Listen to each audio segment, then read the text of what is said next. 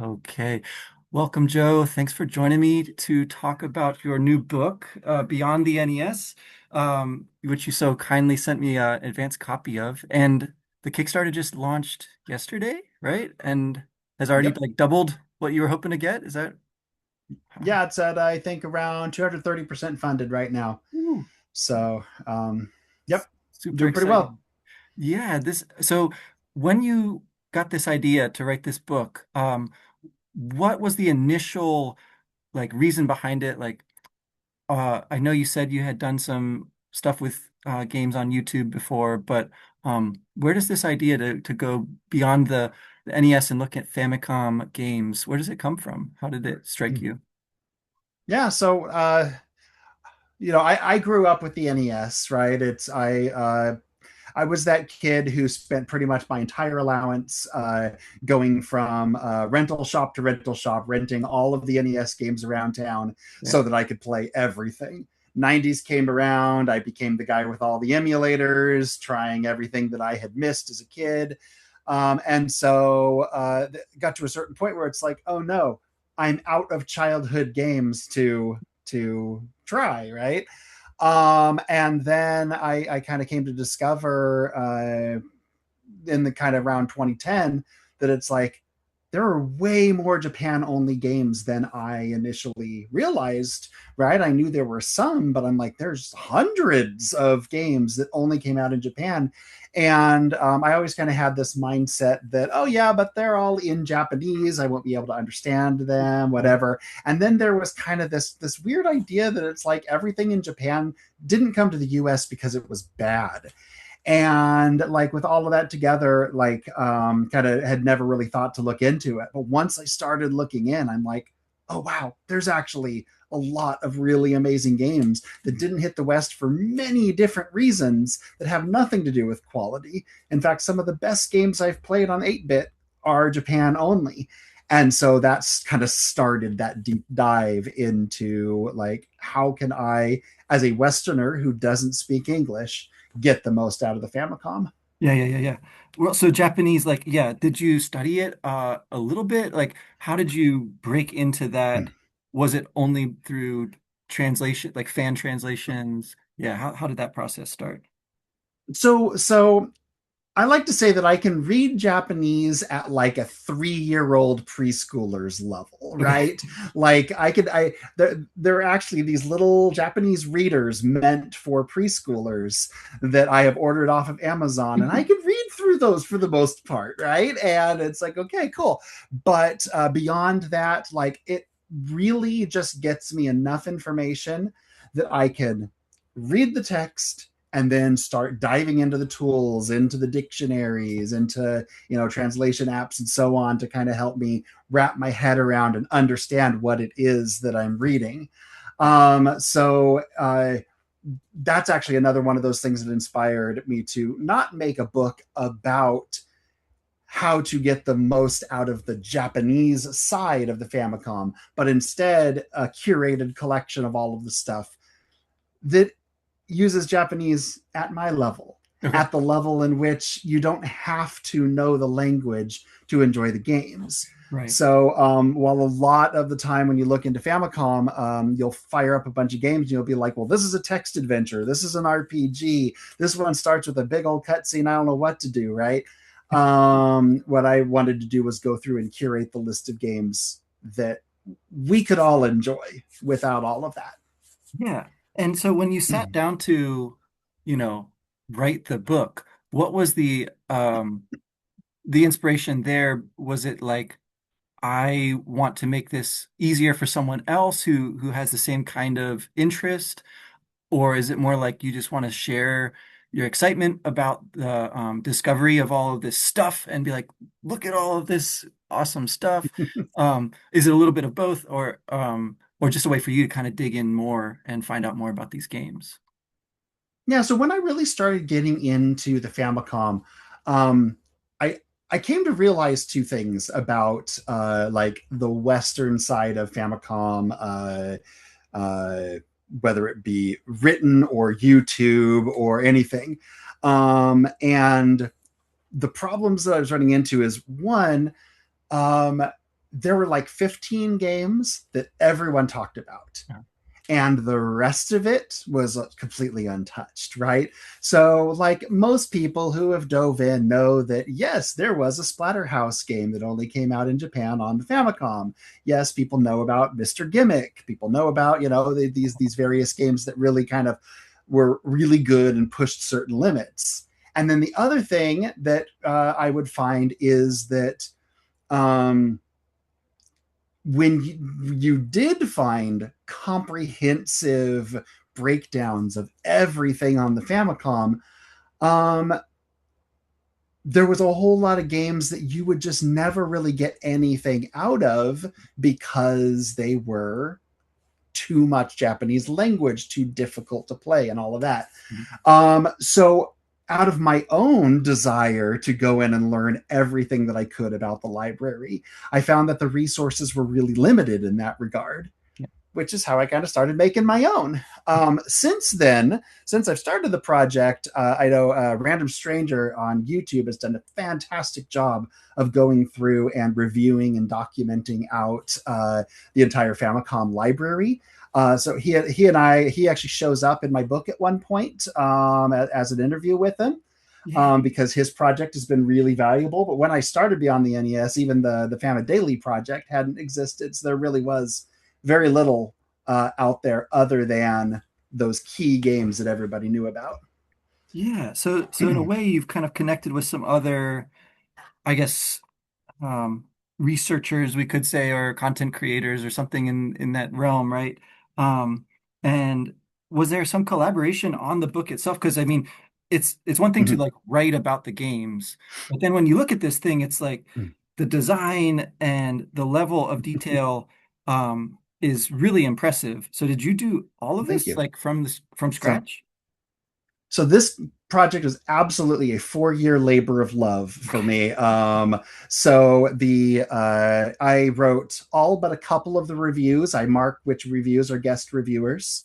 Yeah, yeah. I played all of the games, reviewed, took all of the screenshots, scanned stuff from my own collection. I have about 980 games on the Famicom. So all of the box art and everything that you see in there, the vast majority of it comes from my own collection. The cartridges are from my own collection. The full page layouts are very often either a layout that I created based on something from a classic gaming magazine, or in some cases, scanning the advertisements out of classic gaming magazines for various games and repurposing that advertisement into the review page. So you'll see a lot of like stuff that it looks like a magazine ad, and it's because it was a magazine ad that I Yeah. repurposed for the review. Now, with that said, there are 4 interviews in the magazine, in the book. One with Random Stranger, one with Nobu Ogasawara, who was he was the translator for the Pokemon series. But before that, he was a journalist who worked as sort of like a liaison between the US and Japanese gaming markets during the Famicom era. So he had some really great insights into being a journalist in that era. Yeah. I've got one with the FamiWiki team who do great work in preserving the Famicom online via their wiki. And then one with the Russian video game comrade who is a YouTuber who grew up with bootleg Famicom games in Russia in the 90s. And so he has a very different perspective from both the Japanese and Westerners as to what it was like to grow up with these sort of games. So, on top of that, there are a number of other guest spots throughout the book. But yeah, unless it is a marked guest spot, like I said, 4 year labor of love, I've been just hammering in on it and trying to make what I like to say, trying to make a book that feels like an authentic gaming magazine. Yeah, it absolutely does. At least the games and the Nintendo Power and stuff like that that I grew up with. Um, Yeah, Nintendo Power, EGM, Game Pro, all magazines that I spent a lot of time studying how they did their layouts and like trying to sort of mimic the feel of what it was like to go through those magazines in the early 90s. yeah. And it should be mentioned there are still some spots available in the book, right? That you can as you uh fund it as you're a patron at a certain tier, right? You can add your advertisement or your little blurb within the book itself. Um, Absolutely. I mean, I can only hope that some company, like a retro gaming retailer or someone, exactly. Yeah, yeah. backs it and puts in a Funko Land style list of games into the book. That would be just that would make me giddy. Yeah. But yeah, so I've got set up some advertising space, which is, yeah, of course it helps fund in the Kickstarter to sell advertisements, but it's also again that authenticity of, when you're going through these little gaming magazines and then you've got this gaming retailer using Yeah. advertising space in there, it just feels right to me. Yeah. Yeah. No, it's absolutely an aspect of this. Like these games exist because they were popular. They were a way for these companies to make money, find new audiences, right? As you were kind of looking at like the bigger picture before we like look at specific games, I guess, do you see something like a certain flavor or certain something about games that did make it in translation, make it out of Japan, right? Make it over to the NES versus games that did not? Or is it really sort of just like luck of the draw? Like there's games that absolutely should have, like by any metric, have made it out, have made that crossing, and didn't for whatever reason. Yeah, what do you So think? yeah, sorry.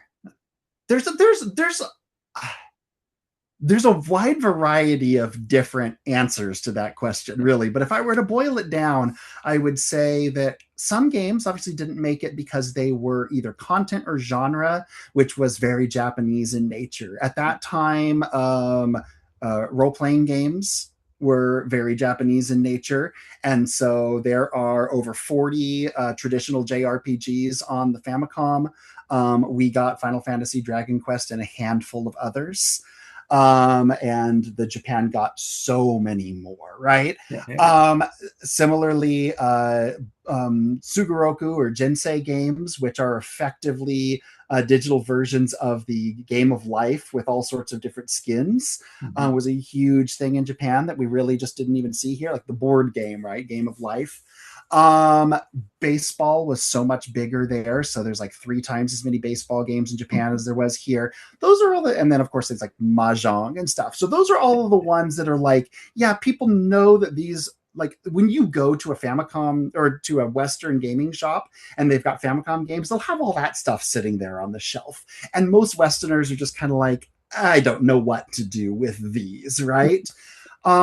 But outside of kind of the Japan interest bubble, um, America had, or American Nintendo had a 5 games per year per publisher limit. Mhm. And because of that limit, some of the biggest publishers like Sunsoft and Konami and Capcom literally could not release every great game that they made every year because Nintendo of America wouldn't allow it. Konami is notorious for having created a second publishing arm, Ultra, which they used so they Yeah, could get around that and publish 10 games per year. Surprising that Nintendo allowed it, but not so surprising when you see just how ridiculously good Konami's output was between 1986 and 1990. It was incredible. But the thing is, it was so incredible that even 10 wasn't enough. And so there are a ton of fantastic Konami games, Gradius 2, and we've got King Kong 2 is one of my favorites, the Wai World series, just a ton of, right? Namco is another one that we saw a lot of stuff in Japan that just never hit the West. And there's a bunch more. So, like, there were those games that just couldn't make it to the West because of publishing limitations. And then finally, the other ones that we often overlook are the late era Famicom stuff.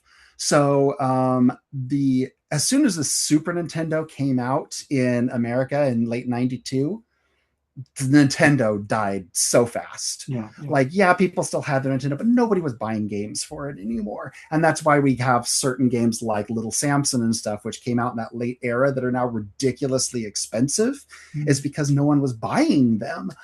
They were all more interested in the 16-bit.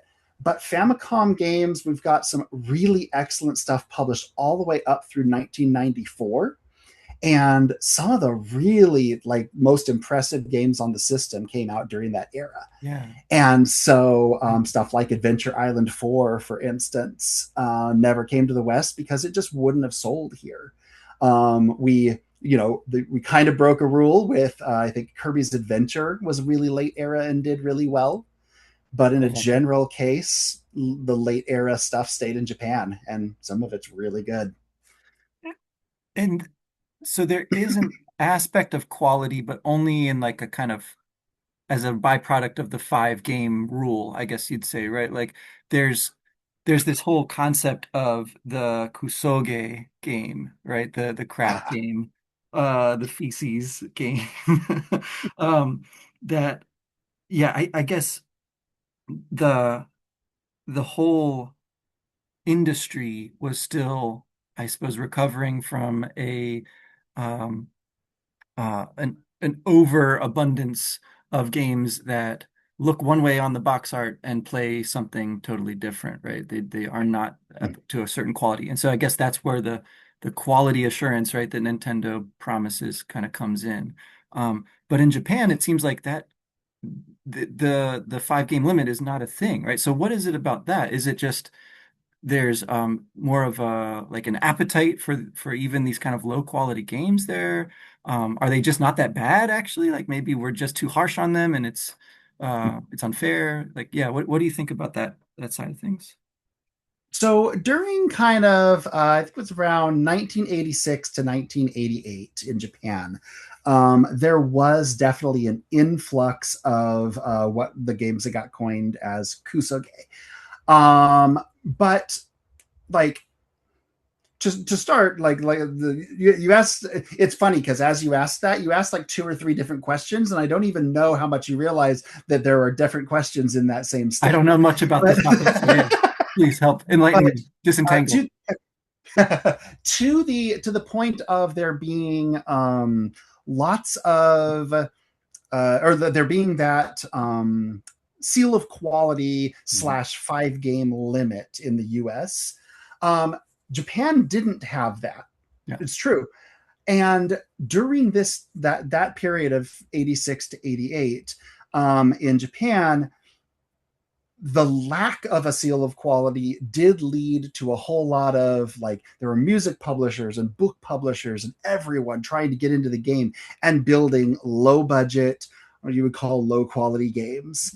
And so bringing it to the West, they were trying to correct for what they were seeing start in Japan by putting in those limitations. Okay. Well, 1990, Japan introduced the Famicom family line, which is, if you look at my shirt right now, it is the Famicom family shirt. Okay, so that's what that Um, is. Got it. Yeah.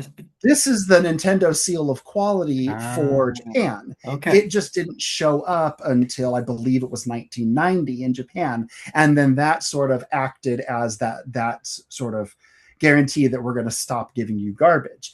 However, with all of that context, I am a hardcore kusoge defender. And in fact, I have a 10 plus page section of Beyond the NES called In Defense of Kusoge that basically lays out a number of games that are generally put on the kusoge list. And for me, sort of explaining why they don't belong there. Yeah, yeah, yeah. And one of my favorite examples to that, and actually just to note, uh, sometimes they're put on the kusoge list by Westerners, Right. not by the Japanese, right? So while even the Japanese look at something like Iki and say that's kusoge, um, the Japanese look at Spelunker or Hydlide and say that's a classic, Uh-huh. and Westerners say, "Ooh, that's bad." And I believe it's because we don't know any better. So my favorite example is a game called Bokosuka Wars. Okay. And there was a time in my life when I fired up Bokosuka Wars in an emulator, and I didn't understand what the heck was going on. I was confused. I was lost. It felt broken. It felt slow. It just didn't make any sense. And there was a time for about 5 years in my life when you'd ask me, what is the worst video game you have ever played? And I would say Bokosuka Wars for the Famicom. When I started this book, I picked up a copy of Bokosuka Wars. I went online and researched how to play it. I went through, I beat the game, and I'm like, this is actually kind of brilliant. Because the reason I did that is because in Japan, it is considered to be a foundational classic. It is the foundation of the real time strategy genre, the tactical strategy genre, and one of the earliest cases of a Japanese RPG. Wow. And playing it again, actually knowing how to play it, understanding the weird rules behind it, I'm like, this is so far ahead of its time, it's not even funny.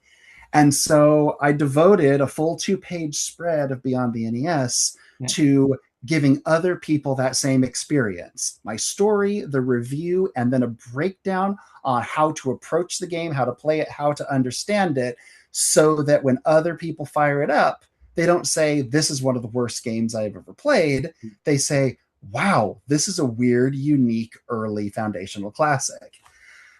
Yeah, that makes So, sense. yeah. No, so like I can see the idea of looking at it in context, looking at it with this kind of frame, and then actually appreciating, where it is in the history and then what follows from it. Um, yeah, there's a lot of games in here that I have heard of. And so I'd be curious to hear more like from your perspective about some of them. But most of this, like I am really very much uninformed about. And so this is like all brand new to me. I don't know if that makes me the ideal reader for this or like just a weird uh random person picking this up. Um, I think the ideal reader for this is anybody who wants to learn more about Famicom. The whole thing is yeah. structured so that you can sift through, open to any page, and be like, oh, that looks interesting. I should try it. And Yeah. in fact, I've told other people, I hope the way that people use this book a lot is to have it next to them with either a stack of carts or an emulator open and just say, ooh, I want to try that, fire it up, Yeah. play it, read the review, understand some of the history, and then try another game out of it. I think that's a fun time. Yeah, like kind of couch co-op style, like having friends over and just like trying a bunch of these games. Yep. Yeah, absolutely. And then okay, so specifically a game like Mother, right? So this is jumping into the deep end a little bit as far as the text of the game goes. Um, but this is a game that I think most people would know about because of the sequel, Mother 2, which is released as EarthBound and becomes really popular in a kind of niche way, but then just sort of generally because of Super Smash Brothers and the character Ness. More and more people start to find out about it, and it makes for great content online. And so then more and more people, know about the Mother series. Mother 3, the next sequel, finally is released, although not for the N64 as people were hoping, right? There's never that Earthbound 64. It's released in Japan and then translated pretty, relatively well, I would say, professionally, but not officially released to this day that I know of. Whereas Mother or Earthbound Zero or Earthbound Beginnings does have an official release eventually in a few different formats. All that to say, like, okay, what is it about Mother that you would say from, your perspective now, having dug into these, seeing this kind of in its context, that makes it special, that makes it stand out, or not, I guess. Maybe it's really not that remarkable if you see kind of everything else going on. I think it's an absolutely remarkable game. Okay. And I think the best way to sort of describe how I feel about it is to explain how I incorporated it into Beyond the NES, because I didn't take the traditional approach in the way that I incorporated Mother. So there is a 26-page section near the end of the book in which I did a chronological study of every RPG that I could find on the Famicom that has some way to play it in English. So whether it Yeah. be fan translation patches or stuff that it came in prototypes or did come out in the West or whatever, right? And so it was the hardest section of the entire book to write. Right. Right. But I think it was necessary because role playing games are so foundational to my generation's understanding of video Yeah. games and the growth of video games. And it all started there with Dragon Quest on the Famicom. I couldn't not deep dive into it. So when I got to Mother, like there's a lot that can be said about Mother. We've played, or a lot of us have played EarthBound Beginnings, which was the American release, eventual Western release of Mother 1 by Nintendo. Mhm. And um, it's a very good, very ahead of its time RPG, but it's also very flawed. Most people complain about the encounter rate and the amount of grinding that you have to do and the length of the freaking factory dungeon because holy crap, did they really need to do that to us? But in the context of when Mother came out, being a good RPG was just a part of its legacy. Mhm. You cannot talk about Mother without talking about its creator, Shigesato Itoi. And he was working with Nintendo on, oddly enough, a dating simulator game for the Famicom Disk System that he was doing some marketing copy for. And that game was as actually also fundamental to gaming. It was designed by the creator of Dragon Quest and Final Fantasy, and I believe the Metroid, the co-creator of Metroid, all working on this dating simulator for the Famicom Disk System, along with Shigesato Itoi doing marketing copy. And while he was there, he pitched this crazy idea for Mother. And sort of the tagline slash thought process was no crying until the end. Mhm. And that became like the mantra and the tagline, the marketing slogan and everything for it. Because games up until that point didn't focus on emotion. They didn't focus on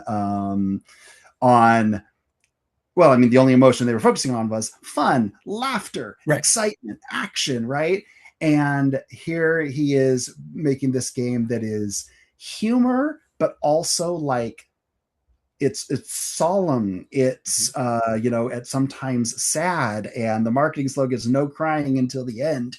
And so it creates this kind of nostalgic emotion behind it that was totally unique for gaming. And I think that's where its staying power comes Yeah. from. Yeah. Yeah. So my approach to Mother was to, yes, review the game, but to also show the human side of Itoi himself, telling his story. I found a magazine little call out thing where they had interviewed Itoi for just like favorite food. What do you Yeah. Right. like to do on the weekends? Kind of stuff, right?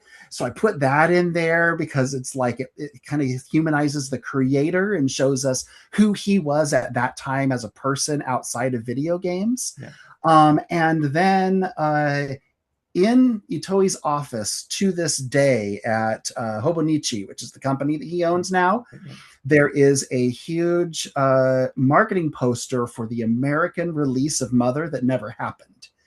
And so there is it's this big red poster that has like this translated, almost poetic marketing copy Mhm. on the front of it. And so, using some kind of low resolution photos online of that poster, I was able to figure it out and reproduce it for the book so that people could kind of see this is how Mother was supposed to feel if they had released it in the West.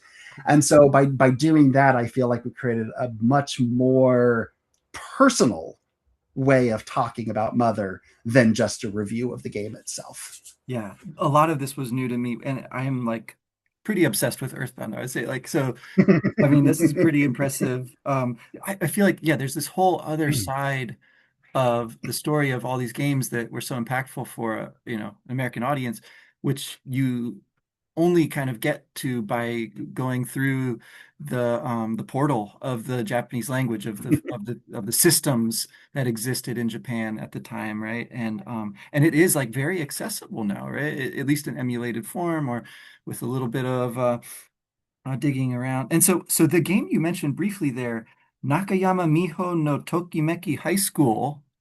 Uh, Yep. yeah, never heard of that. Had no idea that that was a thing. That's crazy. Is that the craziest? Like, wow, this was like all of these amazing people. It's like a Chrono Trigger kind of thing, like the dream team of developers. Did you find I would say similar things? Famicom has three of those, Okay, there's in three. my Okay, so opinion. tell us There's about those.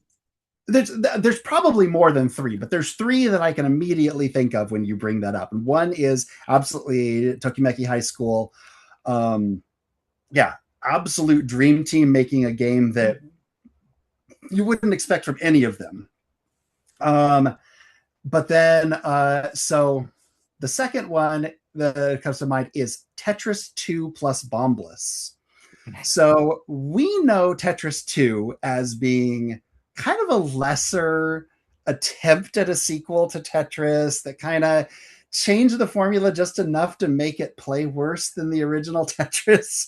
Um, but here, let me actually Yeah, page bring this 40. up real fast because I want to make sure I don't get the details incorrect trying to do it off of memory here. So Tetris 2 plus Bomb Bliss, page 40. Yeah. Um, so Tetris 2 plus Bomb Bliss, developed by Toonsoft, same developer as Dragon Quest.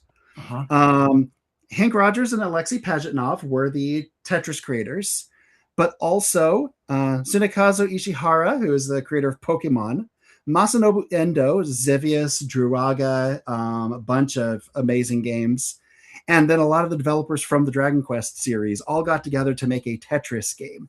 And when it comes down to it, it is an incredible 8-bit Tetris game.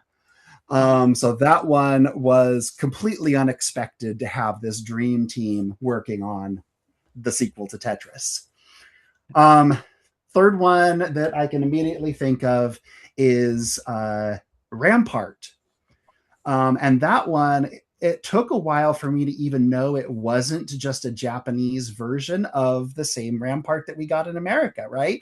I just assumed that it was just, oh Same. yeah, they released Rampart in Japan, no big deal. But nope, it was the A team at Konami, same guys that made all the Konami greats of that time, completely rebuilt Rampart from the ground up. And every level has like different theming from sci-fi to feudal Japan to the Red Riding Hood and the Big Bad Wolf. It has storylines. It has unique units and like natural disasters like tornadoes that can mess with your castle. And it is Rampart blown out to the nth degree. And we never saw it in the West. We absolutely should have got it as Rampart 2 because I think it would have been a massive hit. Yeah. But yeah, the Konami Dream Team made a exceptional version of Rampart that was completely different than our American one.